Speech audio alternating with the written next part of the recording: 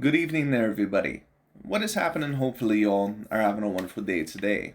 So, when it comes down to it, I thought that I would review this video that I found to be very particularly interesting.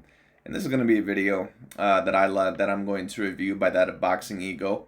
And this is going to be a conversation once again about the most recent Teofimo Lopez situation.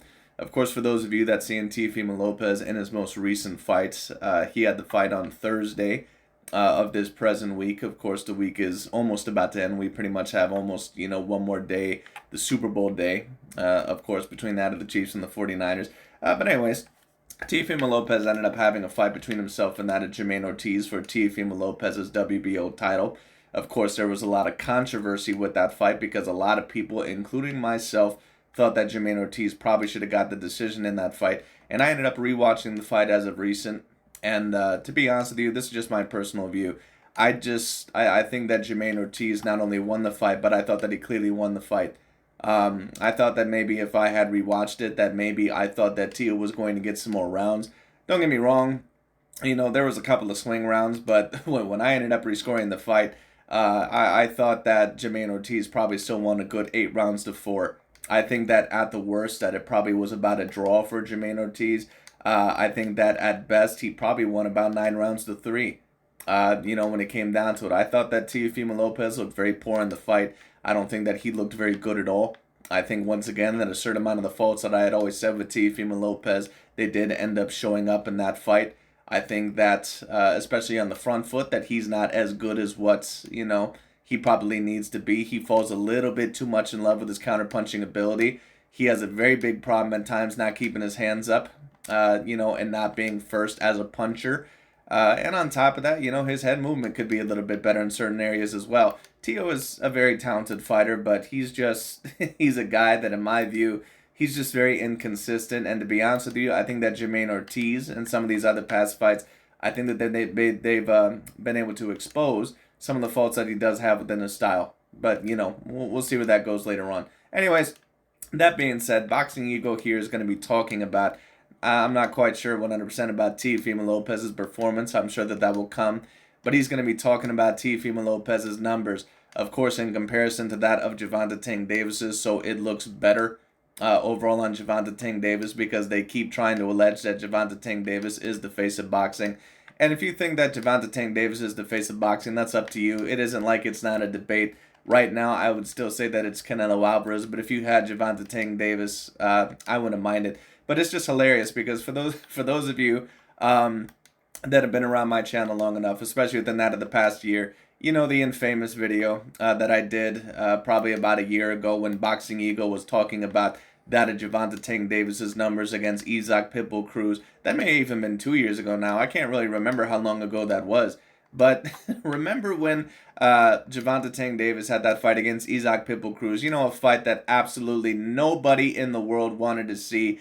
And the PBC wouldn't even release the numbers of that pay-per-view, more than likely because it bombed at least to its usual standards or didn't do as good. They wouldn't release that of the pay-per-view numbers. And then Ego was talking about it, and he said, well, why you pocket watching? Why you worrying about another man's money? Why you involved in another man's life like that? The reason why Boxing Ego was doing that is because he's involved with another man's life like that. Because he loves Gervonta Tank Davis. He's a very big fan of Gervonta Tank Davis. And he knows that Gervonta Tank Davis is a great product of Al Heyman and the PBC. And he knows that right now he could potentially claim him as the face of boxing. They're trying to get rid of certain fighters like Canelo and other, let's be real, also non-black fighters as a potential #1 pound-for-pound fighter. And also as, the potential face of boxing. That's what they're trying to get rid of. And listen, at the end of the day, if Gervonta Tank Davis eventually becomes the for sure face of boxing, all the credit to him. I think he's already on his way. But at the end of the day, these guys have been trying to do this for a very long time. They've not just been doing it with Gervonta Tank Davis, but they've been doing it with their favorite fighters. And then the fighters that they love to tear down, they also love to tear down their numbers as well. So at the end of the day, Boxing Ego always loves to sit here and tell you, or he loved to say in that one video, why you pocket watching? It's pathetic how y'all are worrying about another man's money like that. But that's really all Boxing Ego does. All Boxing Ego really does overall with some of these numbers is worry about the amount of views. And let me tell you what, if you're a person that commentates on boxing like me or Boxing Ego, you're going to have to talk about the pay-per-view numbers because there is such a thing as the business side of boxing. There's an A side, there's a B side, there's the amount of money that one may require overall to even step in the fight in the first place. There's the favorite, blah, blah, blah. So at the end of the day, the numbers and the money are going to be important because a lot of the times that dictates overall how the fight is going to get made or what deals or what milestones need to be reached in order to make a deal. So it is what it is. But anyways, Boxing Ego is going to talk about it. With that, I'm sure we're also going to see Teofimo Lopez in his performance mention. Let's get straight into it. I got some bad news for Teofimo Lopez. Teofimo previously said that he was the A side over Gervonta Tank Davis. The numbers are in, and we're going to talk about it. What up, Fight World? It's your boy Ego, and I'm back with some more boxing. I've been covering boxing for over a decade. Best in the business, and it's not even close. For all your boxing needs, points of views, topics, conversation, live streams, hit the subscribe button. Teofimo just fought Jermaine Ortiz as the main event, a precursor to this weekend, Sunday's Super Bowl. I need to know if this guy has glaucoma or something like that. Why is this guy always wearing sunglasses in the studio? I mean, I'm not one to usually criticize the fashion choice. He can do whatever the hell that he wants to, but this dude is always wearing a beanie, and I fuck with beanies, I don't mind the beanies, and sunglasses aren't always even a bad style choice, but why is this man always wearing sunglasses inside? I'm just wondering. And the numbers, at least the preliminary numbers with the viewing, came back. Spoiler, they're not that good. I said they're not that good. Boom. And you notice once again that Eagle was laughing about that matter. You notice that he wasn't laughing about Gervonta Tank Davis because he needs to try to tear down Top Rank as much as possible and a lot of their fighters. Listen, don't get me wrong. I think that the PBC is doing great business. And there's a lot of people, that do try to somewhat tear down the PBC. I get it. But this is why Boxing Eagle and especially a lot of these LDBC and new media channels, when they try to equally tear down Top Rank or some of the other fighters, why they had no sympathy, for example, when Showtime when PBC left that of Showtime. And Boxing Eagle and, all these guys are saying that, oh, it's sad seeing how a lot of people overall were, not upset or, saying overall that they were almost rooting for the downfall. Right, but that's pretty much what you did with Top Rank and also that of HBO.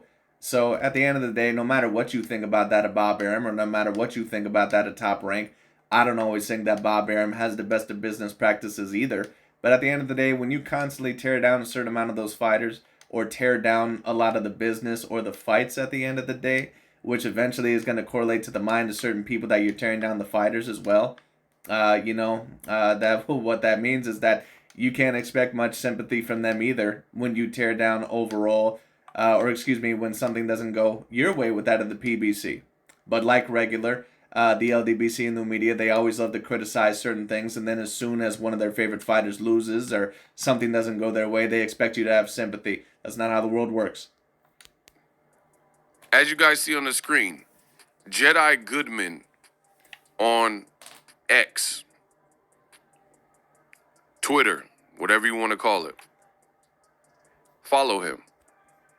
He reports the numbers. Now, the thing I like about this page, Jedi Good. I personally don't think that 451,000 viewers is really super bad. Of course, one could debate that they should have been a little bit higher. But Teofimo Lopez has kind of lost a little bit of his steam ever since he lost that George Kambosos fight. I'm not really super surprised that the numbers are like that. I wouldn't say that they're great. I also wouldn't really say that they're really terrible. Now, of course, are they Gervonta Tank Davis numbers? If Gervonta Tank Davis probably were to have a fight regular on the PBC, no, probably not. But at the end of the day, I still wouldn't say that they're super bad. He does an excellent job of just kind of reporting the numbers, but he does it with everybody in like the sports entertainment realm. So you have a lot of idiots in boxing, and they'll pick out certain people's numbers, but only to try to shame said entity, PBC or whatever fighter. Right, dude, but that's exactly what you do. Like, I don't I don't understand how this dude actually has the level of delusion to actually say what he's saying, if he even truly means what he's saying, unless he's just saying this for a lot of fluff and muff and views. I do assume that a lot of these guys truly, mean what they say. I could be wrong about that. I think some of the times, they also, subconsciously know that what they're probably saying is a bunch of bullshit, but they're saying it overall to kind of put a narrative out there to tear down certain fighters. But at the end of the day, how could you literally say that when literally a lot of what Boxing Ego does is try to tear down the numbers of Canelo Alvarez, at times Anthony Joshua, Teofimo Lopez, and certain other fighters, Tyson Fury, and then at the same time you try to lift up Errol Spence's numbers, Deontay Wilder's, Gervonta Tank Davis, blah blah blah. Try to allege that those guys are the face of boxing, even when at the time Canelo was getting greater numbers than anybody. So I don't understand. But notice that he only mentioned the PBC. Like, he didn't mention any other fighters because he don't give a fuck about top-ranked fighters. They're not just giving out the information freely. Like, there's agendas. We know how people. We all know that you have a bunch of agendas, though, Ego. So I don't know. I don't know really how you really have the goal to really keep running your mouth about this, because we all know, for those of us that really know what you're about, you're one of the biggest hypocrites on YouTube. And don't get me wrong, I don't think that Boxing Ego is a bad commentator necessarily.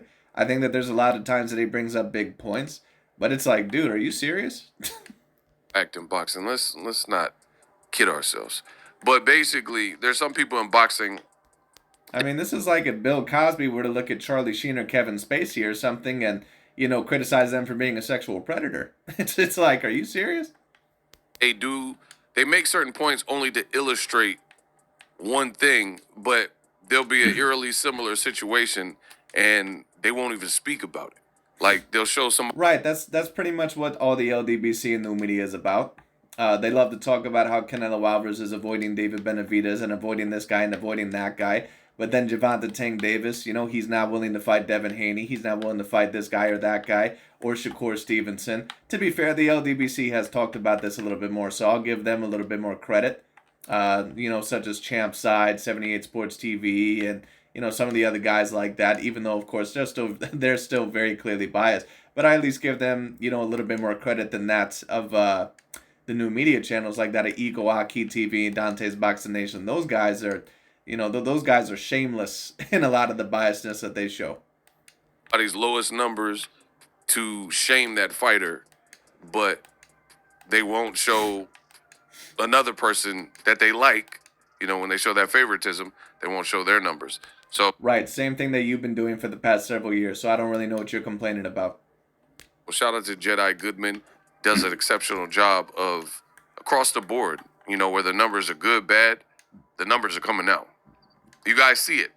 It says the second top-ranked boxing event on ESPN this calendar year, 2024. The second. A lot of people are complaining that this year's off to a slow start. I mean, other than the disappointment of Fury versus Usyk being pushed back, to be honest with you, actually, I don't think that it's really off to that bad of a start. Of course, we're going to get into March probably, eventually. I think we got about half of this month left, or, whatever day we're on. But at the end of the day, so far, actually, I don't think that it's been too bad. I thought that Artur versus Callum Smith was a good matchup. Teofimo Lopez versus Jermaine Ortiz, of course, is it between two juggernauts? Not necessarily, but it was a good fight. I knew that it was going to be a good little fight. And, of course, I thought that Jermaine Ortiz actually ended up pulling off the upset, in my view.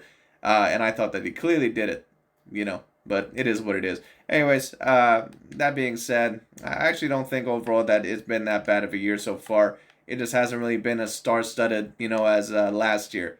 But even last year, some of the fights ended up, kind of coming on a bit later. And as of recent, apparently, Devin Haney versus Ryan Garcia has been announced. So far, actually not a bad year. Right? Oh, and of course, how could I forget Keith Thurman versus Tim Tszyu? And Rolly Romero versus Isaac Pitbull Cruz. So far, actually, there's a lot of good fights happening. Teofimo Lopez versus Jermaine Ortiz averaged 451,000 viewers 0.13 in the 18 to 49 years of age demographic on a Thursday night. 2024, the first event was Artur Beterbiev versus Callum Smith, which did averaged 590, and it was a point up, 0.14. So that's pretty bad. Like, just hear me out. That boy Artibetibev is a destroyer. Let me just overall state that about Artibetibev. That dude will literally crush your ribs in. Every time that I've seen him in the ring against a fighter, even if it's against a fighter that I thought was going to be potentially challenging or a borderline A grade level fighter, including Callum Smith, Anthony Yard, Vosdick, he just ends up destroying them almost every single time. Most of his fights are not competitive. To be honest with you, the only fight that I've ever seen where it looked like Beterbiev maybe could lose, and then eventually he ended up knocking him out anyway and taking over the second half of the fight was Alexander Vosdick. I mean, to be fair, Marcus Brown, who's a very decent fighter, he kind of gave Beterbiev a little bit of a run in some of those early rounds, but eventually Beterbiev was able to take over and clearly stop him in the second half of the fight. That dude Beterbiev is just a monster. Oh, Teofimo had a lead in the Super Bowl. So I understand it's a different sport, NFL, but the thing with the Super Bowl is it's a lead in, just like when Teofimo was fighting, guys that he was supposed to beat, but he was knocking them out impressively on the Heisman Trophy Award night. So that's kind of a lead in. Now in this case, Teo was the lead in to the Super Bowl, but people are requesting time off from work. People are thinking about buying wings and nachos and beers and stuff like that. So they're in a sports viewing mindset, which is why I'm sure Top Rank decided to put this fight on Thursday instead of Saturday, because Saturday That's kind of what I guessed as well. is so close to the Super Bowl that I don't know, you might get outshined by other programming, or ESPN, they pay the bill. But in my view, I think that it potentially could have been better on a Saturday. Now, to be fair, they could have just put it on a Thursday because of something else. I don't know. I thought that maybe it could have been a little bit better on a Saturday. That way people have something to watch on a Saturday. A lot of people are off on the weekend.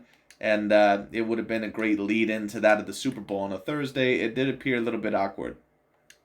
Disney, ESPN, so they really call the shots in terms of the programming, and they might want a lot more programming about the Super Bowl the day before the Super Bowl, because that's a rating spike for anybody in the sports industry that covers that sport.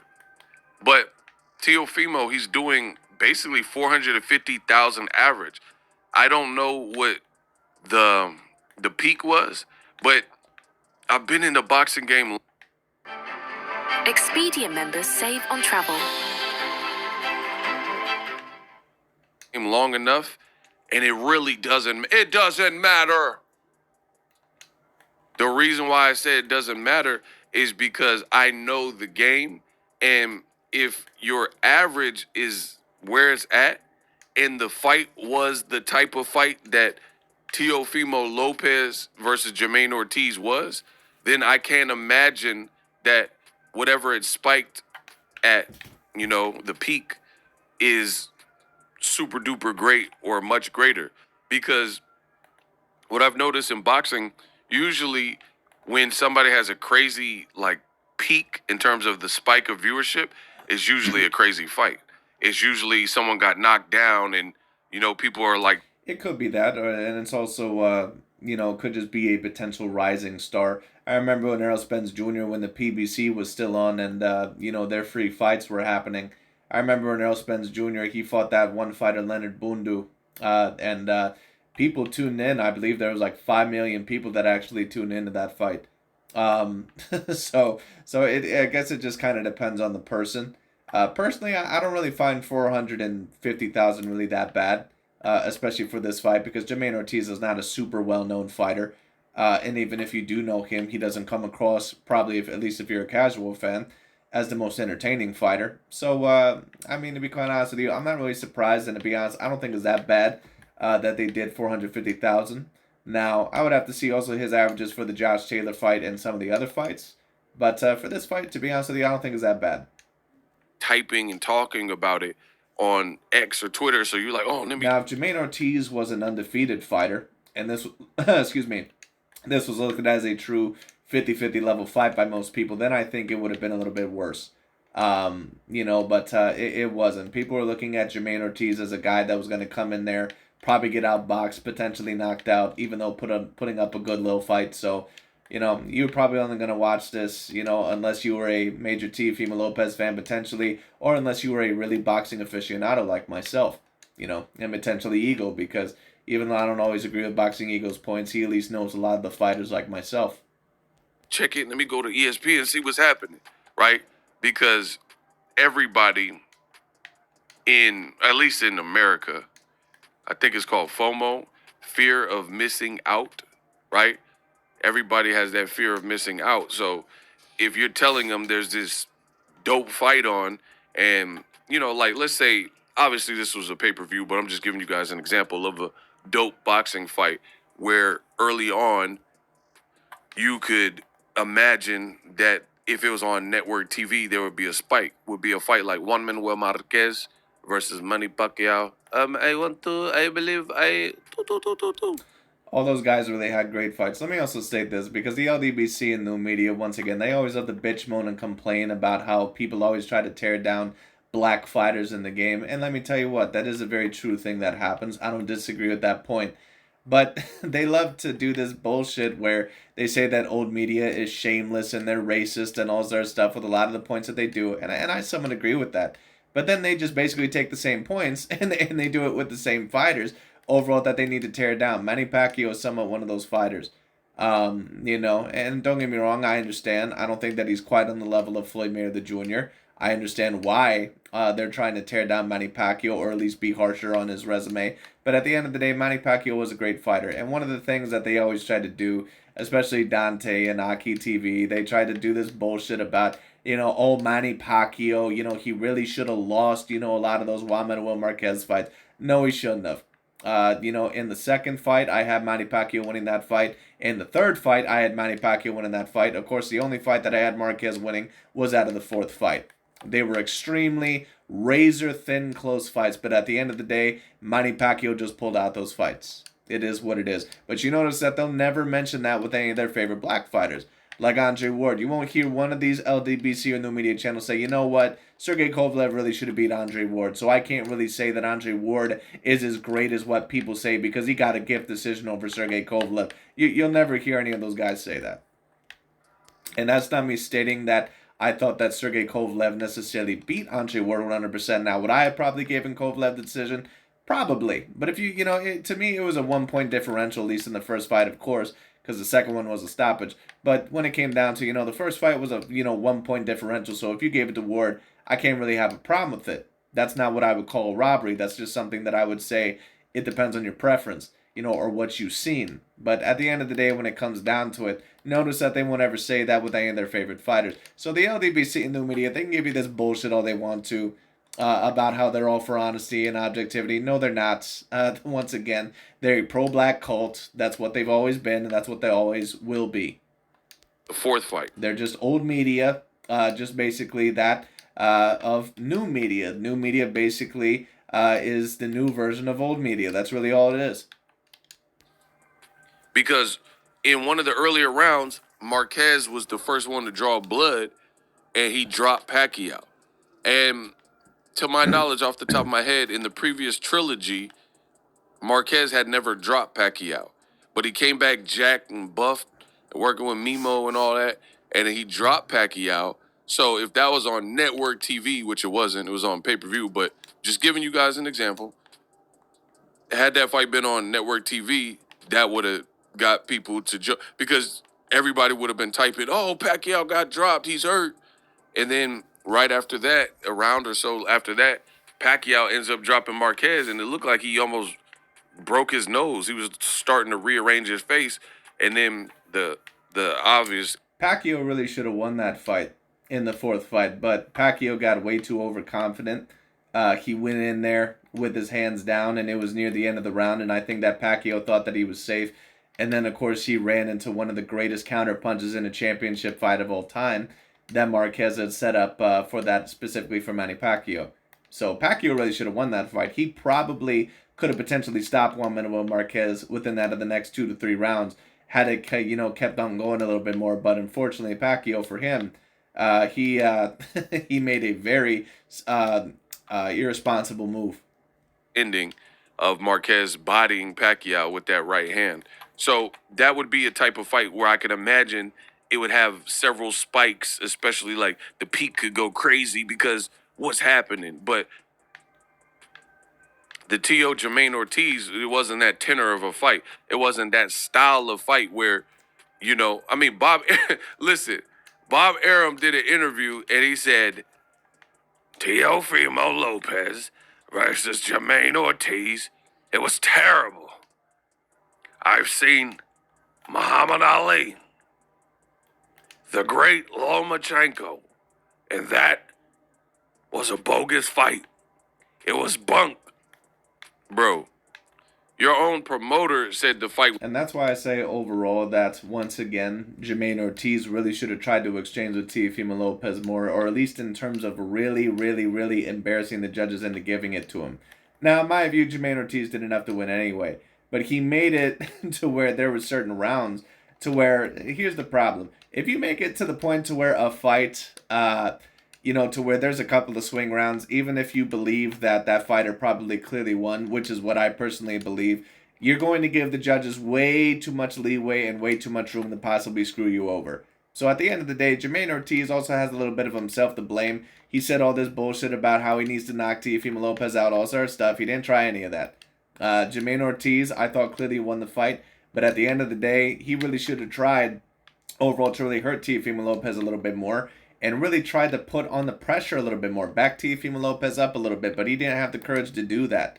And unfortunately, once again, do I believe that he kind of got screwed over? Yeah, I do, but at the end of the day, he also somewhat screwed himself. People must realize, like, these fighters like Erislandy Lara, Jermaine Ortiz, even Tyson Fury in the first Deontay Wilder fight, you're not going to win that fight, bro, just by fighting a smart boxing fight. They have plans for those guys, man. Those guys are worth millions of dollars. And then on top of that, they have millions upon billions of dollars of plans with them later on. Deontay Wilder versus Anthony Joshua. All right, the Teofimo Lopez versus Devin Haney. Canelo versus David Benavidez. They're not just going to let you get the decision by putting on a defensive fight, even if more than likely you deserve to win. You have to literally kick that fighter's ass. Like I said, you have to do what Fury did against Deontay Wilder in that of the second fight. You have to do overall what's his name? Dimitri Bivol did against Canelo Alvarez. You have to do what other fighters did overall in the ring as well. That's what you have to do. And there was another example that I thought of earlier, but I can't necessarily remember at the current moment in time. But you have to literally beat the shit out of those fighters. It's terrible. Now, me personally, I thought Teofimo lost. Bob Arum is tripping. Bob Arum. Boxing Ego usually is a biased commentator anyway, so a lot of the times whenever it comes to decisions, especially for non-black fighters, he always says that he thinks that they lost. But in this instance, I tend to agree with Ego. And I thought that Teofimo Lopez clearly lost. Said that Jermaine Ortiz won 1 or 2 rounds and ran all night. Bro, that's you trying to protect your investment. Anybody who knows boxing, I agree with that. That watched that fight. But on top of that, I think that Bob Arum also is somewhat telling the truth a little bit, at least from his perspective, because once again, their perspective is that, why the hell overall would we want to promote a fighter overall like that? Especially in their mind, you have to really beat that champion. You have to beat that A-grade level fighter. And you're not going to get the decision fighting like that, unfortunately. I understand that that's very unfortunate in the boxing game, but that's the boxing game. So this needs to be a lesson for a lot of fighters. You should have comfortably had Jermaine Ortiz winning. He boxed beautifully.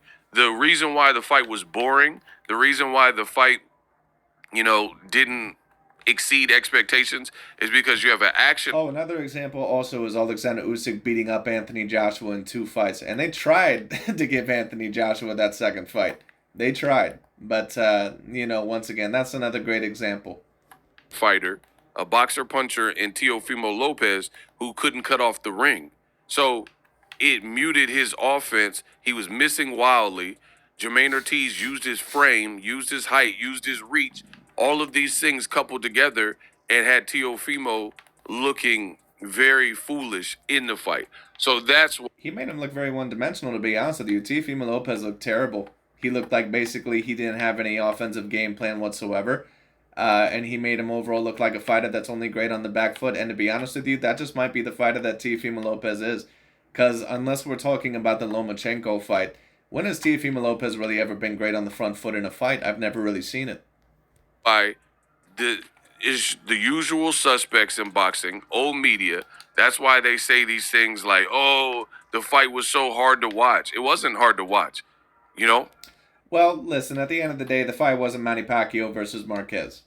the fight wasn't the most entertaining fight to watch. The reason why you also had a special connection to it, Mr. Boxing Ego, let's be real, is because you were kind of hoping potentially for Teofimo Lopez to lose. Because you're not the biggest fan of Teo. I get it. But at the end of the day, it's not like this fight was a fight that someone would really want to watch over and over and over again. And even myself, someone that respects defensive boxing ability and Jermaine Ortiz's boxing ability and what he was able to do, in my view, he could have done a little bit more to make sure that the judges were not going to screw him over. I still thought that he comfortably won the fight. But at the end of the day, he needed to really, really, really, really try to bully Teofimo Lopez a little bit more and back him up and hit him with clearer overall counter shots, or overall just more impactful shots. I still thought that he landed the more impactful shots throughout the fight because Teo wasn't really throwing, much either. And he threw less than that at Jermaine Ortiz and landed less than Jermaine Ortiz in my view, clearly. But at the end of the day, Jermaine Ortiz needed to be a little bit more offensive. And he needed overall, once again, in my view, to really exchange or at least overall risk it to get the biscuit. Because you can't put on a performance like this and expect overall the judges to give you the fight. That's just not going to happen. Once again, I thought that Jermaine Ortiz won the fight. If I were a professional boxing judge, I would give him the fight. But a lot of these judges, they don't score it off of overall really what the rules should be. They score it overall off of, the money that they're probably slipped under the table. And unfortunately, Jermaine Ortiz, he didn't have that perspective. People comparing it to, Shakur Edwin De Los Santos. I didn't mind that fight, the Jermaine Ortiz fight. I was into it until the robbery at the end. Shakur fight, that wasn't good because neither one had an offense. Now, I'm not gonna say that Jermaine Ortiz and Teo both threw a lot of punches. Well, Jermaine Ortiz and Teofimo Lopez really didn't have a whole lot of offense either. To be honest, this fight was somewhat similar to that of Shakur Stevenson versus Edwin De Los Santos. I would say that it was a better version, but at the end of the day, it was somewhat along those lines. The reason overall why it was a better fight is because it was an upset that probably should have happened. Because they didn't throw. It wasn't a volume fight, but I didn't have any problem with the tenor of the fight. The majority of the people, you could believe me or you could believe them, but I have no horse in. You guys are pretty much overall about the same. So it is what it is. The boxing ego is trying to sit here and say basically you can believe these guys that are always trying to put on narratives. You're always trying to put on narratives. So you're really no better, no worse than that of old media. It is what it is. And you say that you have no horse in this race. That's bullshit. You don't like Teofimo Lopez that much. And I get it. At the end of the day, he talks a little bit too much and he's degraded certain fighters. I understand. But at the end of the day, stop saying you don't have a horse in this race. Oh, that is bullshit. A race. Like, it's not my event. Like, I didn't put on the event, so I don't look bad in any. I don't train Teofimo or Jermaine Ortiz, so I have no reason to not. Right, you don't train Deontay Wilder, Errol Spencer, Gervonta Tank Davis either, but yet you protect them on a daily basis. It's very clear that you're a fan and also a hater of certain fighters. It just is what it is. And Teo is a guy that you don't really like that much. Be neutral. But Bob Arum, he works with Teofimo. That's his star guy, so he has a reason to try to clean it up. Because the whole world, if you watch the fight, it wasn't what old media is saying. But anyway, it's not the type of fight that, even though I just told you I had no problem with it, it's not the type of fight that casuals and would probably see huge spikes. So as far as I'm concerned, these numbers are pretty bad. 450,000. 450,000 viewers that Teofimo is doing. But wait, there's more. But wait, there's more. Dan Rayfield, boxing reporter, he was one of the many who put out the official attendance. Watch Super Bowl 58 live on CBS. It says official attendance for Teofimo Lopez versus Jermaine Ortiz is 6,206 at Mandalay Bay. So you're in Vegas. Super Bowl weekend was right around the corner. You do an average of 450,000, which is less than Artur Beterbiev. So peep this. And that is very true. If Teofimo Lopez is supposed to be a bigger face, especially around those weight divisions, especially in a weight division that is usually a little bit more popular. Well, you know what? To be fair, he's at the 140-pound weight division, but he's still at the weight division around the lightweight division, where a lot of those fighters are well known and it's looked to be a little bit more popular. So one could definitely take a look at it and say, if Teo is supposed to be one of the bigger faces about it, then why is Artur Beterbiev averaging overall more views than you? Artur Beterbiev is a Russian Muslim fighter who moved to Canada, or that's interesting. I actually didn't know that he was Muslim. his second home, and in Canada fought an English fighter. You know, bloody yo. I'll tell you what, bro. Those Muslim Russians, those Dagestanis, and you know whoever is Muslim from Russia. You already know not to fuck around with those guys. Those guys don't fuck around. Like Khabib Nurmagomedov, Islam Makhachev, fucking Artur Beterbiev, like wherever the fuck he's from, like in Russia, it's like, don't fuck around with those Muslim Russians, boy. You know, he fought Callum Those guys are killers. Smith, a UK guy, and they did a better average than you, and neither guy is from America. But more people were tapped in to the Beterbiev fight. That's definitely a very fair point. And I know some people, they're going to say, oh, but ego, it's because the Super Bowl. Well, that's Teofimo and his team. They the ones that decided to put it before the Super Bowl. So that was their... Right, but Ego, here, let me also comment on this. Because Boxing Ego always does this shit. He always loves to put context in things overall. And he usually does this when a fighter is coming off of a bad performance. He loves to do this shit overall to where he says that, you know, he thinks for Errol Spence that, oh, I think he had a cataract or something like this. Or when it comes to Wilder, he's not the same, or he got cheated, blah, blah, blah. But then when it comes to a fighter like a Tyson Fury or a Teo, there's no excuses for them whatsoever. And that if they had an injury, oh, well, then that's their fault. Right, but you don't have any problem making excuses for your favorite fighter. So the problem is that if you want to go by those standards, that's up to you. But, you know, keep the same energy with everybody else. I know you're not going to do that, but I just needed to comment on that. Decision. Obviously, if they thought they were going to get crushed or the viewership or whatever would be bad, I doubt that they would put the fight on Super Bowl. To be honest, this also could have been heard a little bit because it was on Thursday. I would have to also take a look at Shakur Stevenson versus Edwin De Los Santos to see how the viewership was there. I can guarantee you that the viewership after a while was not good because that was a terrible fight. It was not an impressive performance whatsoever. This fight definitely, in my view, was better overall than that one. But it still probably was not the most entertaining fight, or at least not the greatest fight. Because even with Jermaine Ortiz, in my view, winning, I still don't think that the winner, which in my view was Jermaine Ortiz, I don't think that he displayed the highest amount of boxing skills that I had ever seen either. In terms of movement and in terms of footwork and in terms of speed, he definitely showed all A-grade level abilities there. But in terms of elite level counterpunching, in terms of elite level offense, I didn't see that from him either. You know, so at the end of the day, in my view, I'm not gonna say that I blame Jermaine Ortiz for what he did. But at the end of the day, I don't think that it was the most entertaining fight either. And I don't mind defensive performances. Devin Haney against Regis Prograis, in my view, was very entertaining to watch because I saw a great artwork on display. I saw Devin Haney really improving his performance and really overall maturing as a fighter before my very eyes. You know, when I see Lara sometimes fight against certain fighters, even though sometimes he doesn't always put on the best of fights, sometimes he can put on very entertaining performances. Mayweather, of course, sometimes in his more defensive bouts, you know, he can be a little bit more entertaining. But this fight was just, in my view, it was good but not great. A weekend. So the reality, or, you know, maybe even a little bit below good. The Shakur Stevenson fight was awful. Of these top-ranked Thursday fights is they try to piggyback off of other sports events, and it's not giving them a boost. You know, Shakur Stevenson in the F1 races or whatever, and then that's like it's not a package deal. Like, people who watch F1 racing don't care about Shakur Stevenson and his fights, most likely. People who are juiced for my 49ers, yay area, right? Versus KC Chiefs.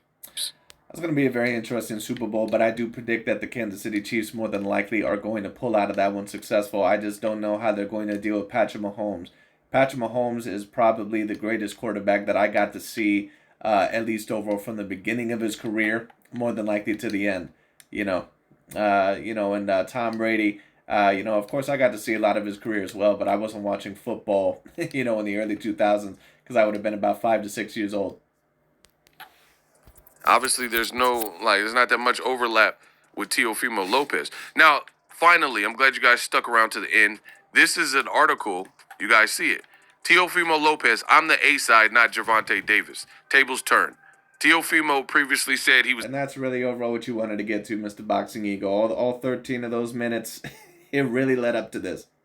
the A side over Gervonta Davis. Now, I told you then, and I'm telling you the same thing now. Showed you, then I told. Well, no one is going to be over the A side over Gervonta Tank Davis really in boxing unless Gervonta Tank Davis were to move up 7 weight classes or however much it would be and fight that of Canelo Alvarez. Other than that, no one would be the A side over Gervonta Tank Davis. No one within his weight divisions. It's just not going to happen. I'm the best in the business, and it's not even close. Teofimo, these statements from Teo did not age well. You said that you were the A side, and you're selling 6,000 tickets, and you could be like, "Oh, Jermaine Ortiz doesn't have a big name, Ego. That's why." Well, Rolly wasn't the biggest name. Didn't have a bunch of fights. Well, Rolly was probably a bigger name than that of Jermaine Ortiz. He's not a better fighter than Jermaine Ortiz, but he's probably a bigger name than Jermaine Ortiz because Rolly Romero has a big mouth on him. And on top of that, he's more of an entertaining fighter than what Jermaine Ortiz is, and he has a great amount of punching power. But when you want to talk about other fighters, potentially like Isaac Pitbull Cruz or even Mario Barrios and some of the other guys, I mean, I don't know. You might be able to allege that they're bigger names than that of Jermaine Ortiz if you wanted to because they were promoted a little bit more on the PBC. But at the end of the day, it's not like they were huge names either. And Gervonta Davis fought him in the Barclays, and they broke a record together. And now Rolly has gotten bigger since the Tank fight, right? So no matter what you say, that kid Rolly Romero cannot box to save his life. He ended up getting a title, and good for him. But if he was ever in a weight division where he actually had to fight real fighters, he would never, ever, ever become a champion. He has such poor boxing ability. He is all power, no boxing coordination whatsoever. These statements age. He boxes overall like a giraffe when it comes down to like a giraffe overall. At least compared to like a horse or something like that. Like if you were to try to ride one of those animals or something, they would just be all gangly and have not great coordination. At least overall compared to that of a horse.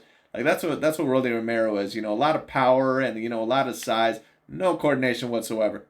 Like milk left on the counter for Teofimo. He literally tried to tell the world that he was the A side over Gervonta Davis. There's no way. He keeps talking about, like, there's one point where he was saying that he's the $20 million man. He's getting $5 million minimums, cap. Then he said he was going to get 20 million minimums to fight, cap. How you going to get 20? And I have the tweets. Don't make me go into the crates. And then Teofimo, I seen him. He talking about people are hating. The facts ain't hate. The facts ain't hate. I agree with that, but you also needed to keep the same energy with Gervonta Tank Davis when that Isaac Pitbull Cruz pay-per-view ended up bombing, at least compared to his usual standards. So, Mr. Ego, why are you pocket watching, man? When you say something factual, that doesn't mean you're hating because you're telling the truth. He's like, oh, I got all these haters. And like, no one's hating on you. These are your numbers. How are you going to make 20 million minimums? I agree overall that when someone is telling the truth, that doesn't overall mean that you're just hating on somebody. A lot of people convince hating and truth telling overall all the time. But let me tell you this. a lot of people overall don't know the difference between what a hater is and between what a truth teller is, or at least someone that is asking a question that might be very relevant. Like, for example, when Inoue ended up getting the Fighter of the Year over Terrence Bud Crawford this year.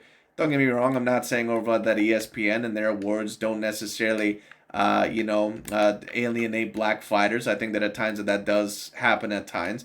But when it comes down to it, you can't really complain when Inoue gets Fighter of the Year. When he fought more times than Crawford within the past 12 months. He won more belts than Terrence Bud Crawford within the past 12 months. And he became undisputed in more weight divisions than Terrence Bud Crawford in the past 12 months. Okay? It just is what it is. And then on top of that, he beat a fighter that was looked at as the fight of his life against that of Stephon Coolboy Fulton. Was it as big of a win as probably the Errol Spence Jr. win? Probably not, but, for Inoue standards, it probably was.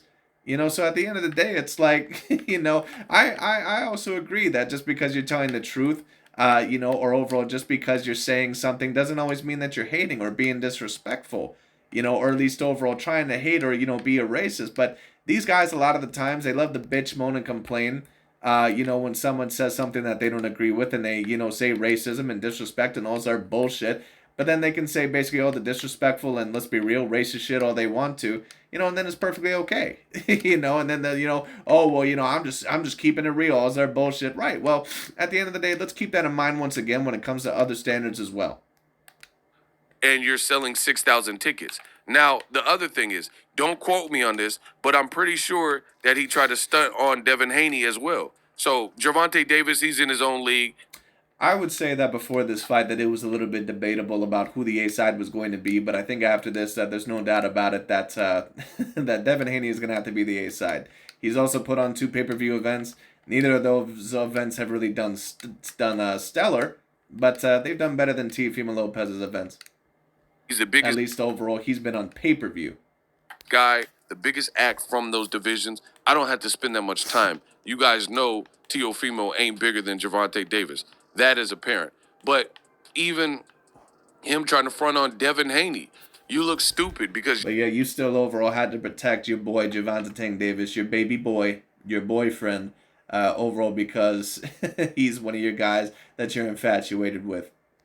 Yesterday, Devin Haney and Ryan Garcia announced a fight, and I guarantee you it's going to be more than 6,000 people in attendance. And it's going to be on pay-per-view. Devin Haney... I definitely can assure you that. And let me tell you what, I thought that from the Devin Haney team that was a genius move. I'm a little bit surprised once again that Golden Boy is actually willing to put Ryan Garcia out. It appears to me that they're pretty much cashing out on his ass. I'm not sure if Oscar De La Hoya is just tired of Ryan Garcia's mouth or what the hell's going on, or maybe he just thinks that he's not going to have any more value than this. But I'm a little bit surprised on that. I'm a little bit surprised that that overall that he pushed Ryan Garcia into that fight against Devin Haney. I'm a little bit surprised, or at least overall that he let that fight happen. I thought for sure that the fight was going to be, happening maybe a couple years later on down the line after Ryan Garcia gets 3 or 4 more fights under his belt. Gets some knockouts, gains some confidence. But this is a very particularly interesting move. But for the Devin Haney side, it's genius because now you're going to have a common opponent with that of Gervonta Tank Davis. If you dominate him overall and potentially even stop him earlier, I'm not sure if I would say that he's going to stop him earlier, if at all. But if he dominates him from pillar to post from round 1 to round 12, that's going to give Gervonta Tank Davis no excuse not to fight him anymore. He's going to have to fight him. And then on top of that, it would really build up on Devin Haney's brand because Ryan Garcia would be at least the most popular fighter that Devin Haney has ever fought.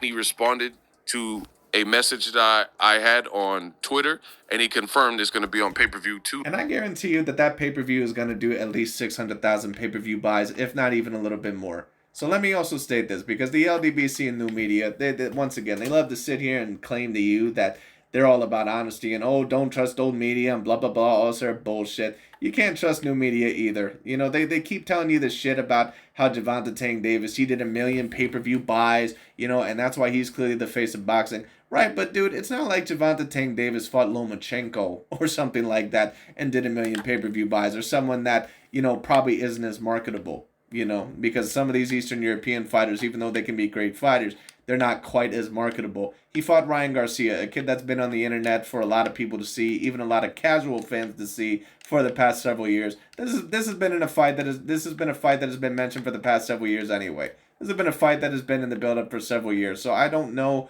who they're trying to fool. But at the end of the day, Ryan Garcia was a big part of those pay-per-view numbers as well. And I believe that more than likely we're going to see that with Devin Haney. And I'll do a video on that if you guys want. So, I mean, it's common sense. Ryan Garcia pushing Devin, like, hold me back, and Bill Haney, hold me back. They've already started the promotion. There's no way that... Agreed. So, not only are you not the A-side over Tank, we know you're not the A-side over Ryan Garcia either. I would agree that he's probably not the A-side over Ryan Garcia in terms of popularity. No way in the world. But Devin Haney, in terms of popularity, also is not the A-side over Ryan Garcia, in my view. But when it comes down to it, Teofimo probably would still remain the A-side because he's at least won a belt and he's the champion. There's a rumor that Golden Boy wanted to make a Super Bowl of fights with Teofimo and Ryan Garcia. Teo was running around doing interviews saying he don't care about fighting Ryan Garcia. Well, you should, because Ryan and Devin, they finna have it lit. Ryan is a good salesman. He's a good fighter with natural abilities, and you need help selling. Isn't it very interesting now that Ryan Garcia has lost to that of Gervonta Tank Davis, and they know that he's not going to get promoted, as a threat, as a pound-for-pound fighter, potentially, how they're now talking positively about Ryan Garcia. This is what always happens. Like I said, they only talk about fighters in a positive light that are non-black fighters, overall, when it's one of two ways. When they can promote that fighter to make some of their black fighters look better, to make them, higher on the pound-for-pound list, or B, to tear down a fighter that they need to tear down, like Canelo, overall Vasily Lomachenko, Tyson Fury, Usyk, someone like that. It's always one of those two reasons. So things since the Kambosos loss seem to be not looking great for Teofimo Lopez. Had a spark when you started, but now you're just garbage. You know what I mean? You're fighting Jermaine, and then the other thing is people thought you lost. You have 3 fights. In 2 of those fights, people weren't comfortable that you won. Jermaine Ortiz. Well, against Sandor Martin, I don't mind Teofimo Lopez getting that fight. That was a very close fight. And if you gave Teofimo Lopez that fight, I think personally I did as well. But if you gave Sandor Martin that fight, hey, that's up to you. I don't really mind Sandor Martin getting that fight, but at the end of the day, I don't mind Teofimo Lopez getting that fight. This fight, in my view, was a bit different. I thought that there was a very strong notion that Ortiz probably should have won, or at least I think that Ortiz should have won. You clearly beat Josh Taylor, so the Josh Taylor is the only victory where no one really doubts it. But Jermaine Ortiz and Sandor Martin. So in 3 of your last fights, 2 of them is due. One was and that's just because Josh Taylor was weight drained. So yeah, Teofimo, he got to. Was Josh Taylor really weight drained, Ego? was he really weight drained? I'm not really gonna fall for that shit. I mean, I don't know. I would have to ask Josh Taylor about that. But even then, I'm not really believing that. Josh Taylor, he's been there for his whole entire career. I'm not falling for the weight drain bullshit. Now, he did look not so great in his past couple of fights, so who knows? Maybe is that a little bit truthful? Who knows? I don't know. But to be honest with you, I think that the 1.5 year layoff for Josh Taylor definitely didn't do him any favors. I think overall that, he also had some flaws, and he didn't look very sharp in that Lopez fight, unfortunately for him. That was a fight that he probably should have won, but he blew it. Come back to this planet. You're not the star that you've depicted yourself to be. Not with these numbers. 450,000 viewers. That's not even a pay-per-view. It's not like, people, you got idiot, man, listen to me or listen to the other idiots in boxing. It don't matter. Right, but you're up there with any of the idiots out there. I mean, to be fair to Ego, I think that he's a more intelligent idiot, or at least overall racially biased guy, out of a lot of other channels. But at the end of the day, a racially biased dude is still a racially biased dude. Or a dude with agendas is still a dude with agendas. My paycheck's still going to be the same, if not greater. You got people who are like, oh, ha, ha, ha, Tank and Rolly only sold 250,000. Even if it sold 250,000, which I don't know that that's the number, but... Well, if you're comparing it to Teofimo Lopez, when he's getting 450,000 buys, then yes, of course, you can't compare those evenly. But I think overall what people are really talking about when they're saying that Gervonta Tank Davis only got 250,000 pay-per-view buys is when you're trying to acclaim that he's the for sure pound-for-pound face of boxing. And once again, I've always been a little bit, I've always been a little bit quizzical on that one as well, because it's like, don't get me wrong, he's up there.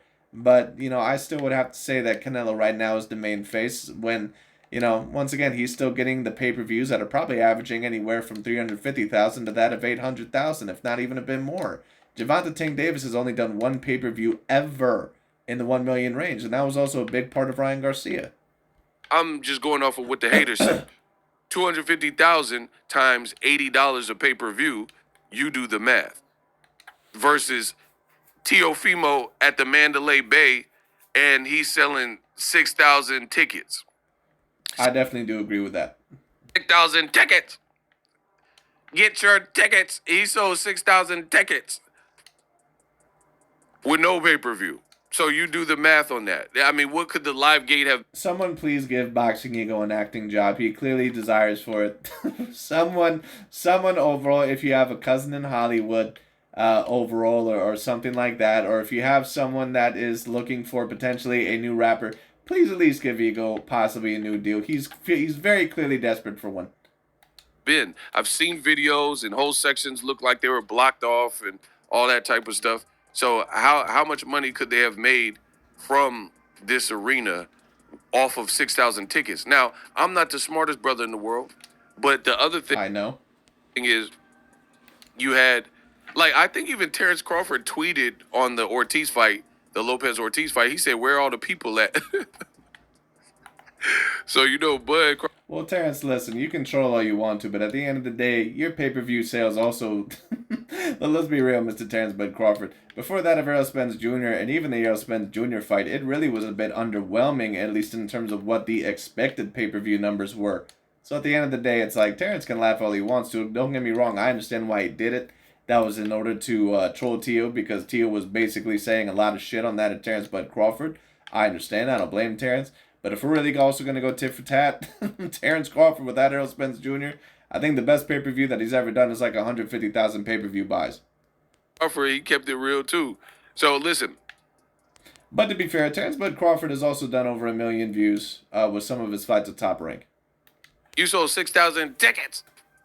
6,000 tickets, no pay-per-view, and a fight that at best is controversial or subjective. People think you lost.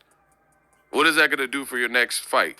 Yes, you're a champion, but you're getting blown out the water with Devin Haney and Ryan Garcia, which will, I think, do very good. Gervonta Davis, he's already the top of the totem pole. I mean, to be honest, this looked bad for Teofimo. And Teo, like I said, he was on his high horse, said he didn't want to fight Ryan Garcia, or he's past fighting Ryan Garcia. But now, taking a look at Teofimo Lopez after that fight, I'm not even sure if he would have beat Ryan Garcia. He looked terrible. He's talking about fighting in Honduras. Who is going to go to Honduras when you just had 2 robberies in 3 fights? Sandor Martin. Well, he had a robbery potentially against Jermaine Ortiz. He didn't have a robbery against Sandor Martin.